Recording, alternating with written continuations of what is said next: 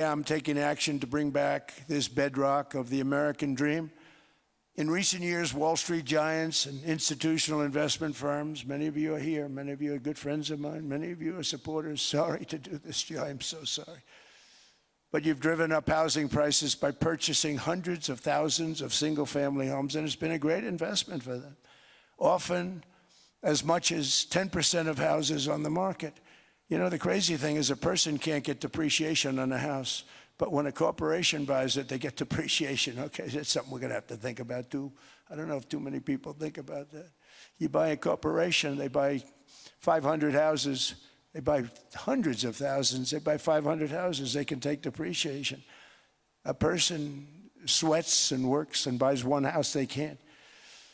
But homes are built for people, not for corporations, and America will not become a nation of renters. We're not going to do that. That's why I have signed an executive order banning large institutional investors from buying single-family homes. It's just not fair to the public. They're not able to buy a house. And I'm calling on Congress to pass that ban into permanent law, and I think they will. One of the biggest barriers to saving for a down payment has been surging credit card debt. The profit margin for credit card companies now exceeds 50%, one of the biggest. And they charge Americans interest rates of 28%, 30%, 31%, 32%. Whatever happened to usury?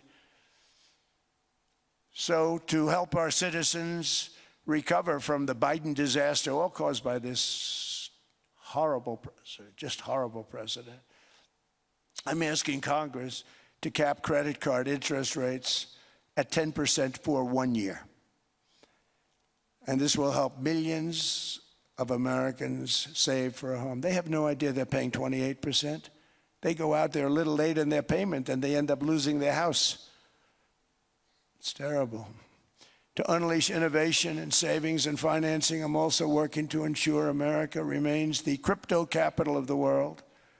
And to that end, last year, I signed the landmark Genius Act into law. Now Congress is working very hard on crypto market structure legislation, Bitcoin, all of them, which I hope to sign very soon, unlocking new pathways for Americans to reach financial freedom. And I did it for two reasons. Number one, I thought it was politically good, and it was. I got tremendous political support. But more importantly, China wanted that market too. It's just like they want the AI. And we've got that market, I think, pretty well locked up. If I didn't do it, you know, Biden was totally against it until before the election when they realized that, you know, there were millions of people voting against him over crypto. And all of a sudden they loved it very much, but it was too late. They blew it. But it is politically popular, but it's much more importantly, we have to make it so that China doesn't get the hold of it. And once they have that hold, we're not going to be able to get it back. So I'm honored to have done it. Finally, I've instructed government-backed institutions to purchase up to $200 billion in mortgage bonds to bring down interest rates. And I'll be announcing a new Fed chairman in the not-too-distant future. I think he'll do a very good job. See, I gave away some of it. He did give that away. So we have something, got something, but somebody that's very respected. They're all respected. They're all great. Everyone that I interviewed is great. Everyone could do, I think, a fantastic job. Problem is they change once they get the job. They do. You know, they're saying everything I want to hear, and then they get the job. They're locked in for 6 years. They get the job, and all of a sudden, let's raise rates a little bit. I call them, sir, we'd rather not talk about this. It's amazing how people change once they have the job, but it's too bad. Sort of disloyalty, but they got to do what they think is right. We have a terrible chairman right now. Jerome, too late Powell. He's always too late. And he's very late with interest rates, except before the election, he was just fine for the other side. So we're going to have somebody that's great, and we hope he does the right job. Last week, the average 30-year mortgage rate dropped below 6% for the first time in many years. Another major factor in driving up housing costs was the mass invasion of our borders. And I have to say one thing about housing, because nobody ever says this. I am very protective of people that already own a house, of which we have millions and millions and millions. And because we have had a such a good run, the house values have gone up tremendously.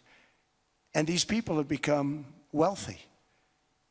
They weren't wealthy. They become wealthy because of their house. And every time you make it more and more and more affordable for somebody to buy a house cheaply, you're actually hurting the value of those houses, obviously, because the one thing works in tandem with the other. And I don't want to do anything that's going to hurt the value of people that own a house, who for the first time in their lives are walking around the streets of whatever city they're in, very proud that their house is worth $500,000, $600,000, $700,000. Now, if I want to really crush the housing market, I could do that so fast that people could buy houses, but you would destroy a lot of people that already have houses. In some cases, they've mortgaged their house, and the mortgage would be very low, and all of a sudden the mortgage without any changes becomes very high, and they end up losing the house. I'm not going to hurt, and I speak with Scott, who's doing a fantastic job, and Howard, who's doing a fantastic job, and all of my people. And I always say, look, you know, I can crush the hell out of the market. We can drop interest rates to a level, and that's one thing we do want to do. That's natural. That's good for everybody. You know, the dropping of the interest rates, we should be paying a much lower interest rate than we are. We should be paying the lowest interest rate of any country in the world, because without the United States, you don't have a country. I mean, I had a case with Switzerland. We happened to be in Switzerland. Maybe I'll give you a quick story. But they were paying nothing. They make beautiful watches, great watches, Rolex, all of them. They were paying nothing to the United States when they sent their product in. And we had a $41 billion deficit. $41 billion with this beautiful place. Flew over it, isn't it nice?